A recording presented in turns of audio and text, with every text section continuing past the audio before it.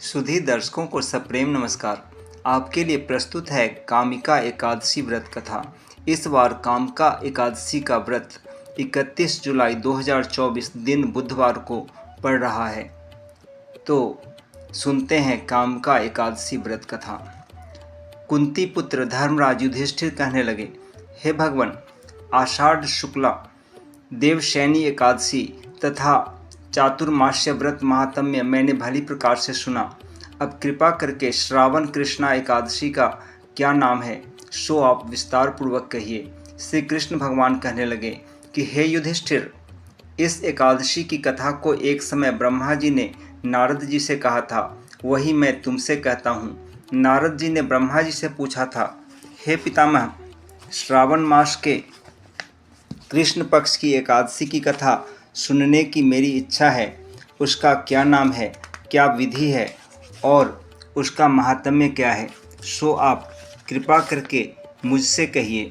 नारद जी के ये वचन सुनकर ब्रह्मा जी ने कहा, हे नारद, सब लोगों के हित के लिए तुमने यह बहुत सुंदर प्रश्न किया है। श्रावण मास के कृष्ण पक्ष की एकादशी का नाम है कामिका। उसके सुनने मात्र से वाजपेय यज्ञ का फल मिलता है। इस दिन शंख चक्र गदाधारी विष्णु भगवान का पूजन होता है, जिनका नाम श्रीधर, हरि, विष्णु, माधव और मधुसूदन है। उनकी पूजा करने से जो फल होता है सो सुनो।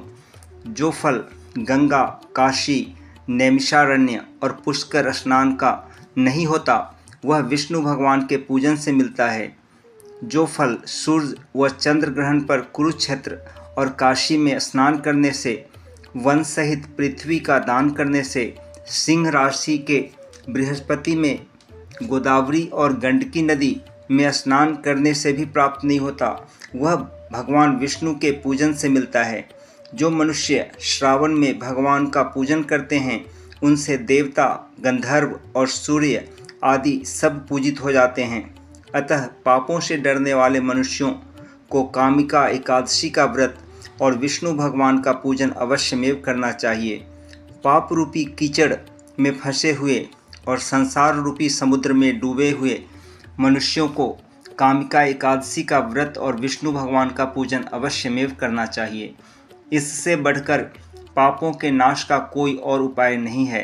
हे नारद, स्वयं भगवान ने यही कहा है कि कामिका व्रत से जीव कुयोनि को प्राप्त नहीं होता।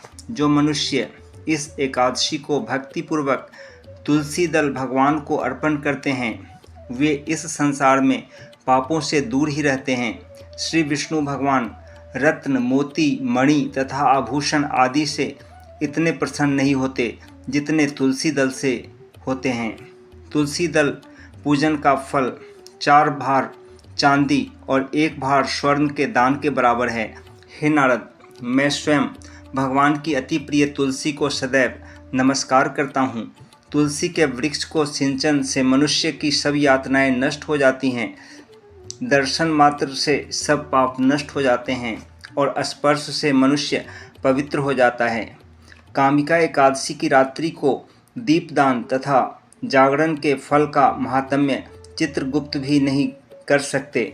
जो इस एकादशी की रात्रि को भगवान के मंदिर में दीपक जलाते हैं, उनके पितर स्वर्गलोक में अमृत पान करते हैं तथा जो घी या तेल का दीपक जलाते हैं, वे 100 करोड़ दीपकों से प्रकाशित होकर सूर्यलोक को जाते हैं।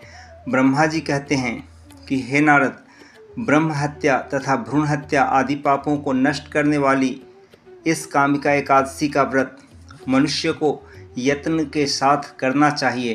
कामिका एकादशी के व्रत के महात्म्य को श्रद्धा से पढ़ने या सुनने वाला मनुष्य सब पापों से छूटकर विष्णु लोक को जाता है। इस प्रकार एकादशी महात्म्य का 17वां अध्याय पूर्ण हुआ। इस दिन फलाहार में गौ के दूध का सेवन करना चाहिए या गौ दूध से बने हुए पदार्थ, मिठाई, दही, आलू आदि ले सकते हैं। ओम तत्सत, ओम तत्सत, ओम तत्सत।